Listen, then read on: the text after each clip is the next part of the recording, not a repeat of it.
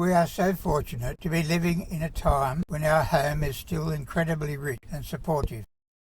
The planet is a place of great beauty, and we share it with countless other animate species who contribute endless joy and interest to our lives.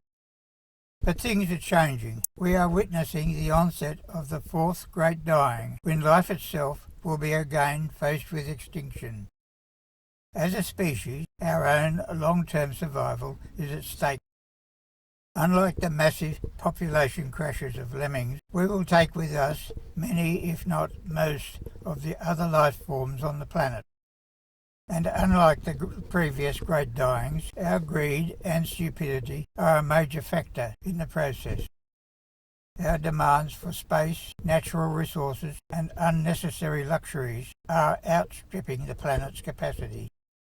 We are destroying the forests, woodlands, and meadows at an unprecedented rate. We have just looked at our local wetlands and birds that inhabit them, but we will not see them for much longer.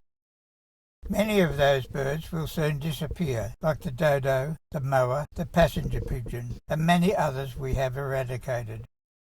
The swamps and wetlands they need to survive are so rapidly being drained, reclaimed, and alienated in Southeast Asia that the future of so many of them is a short-term one.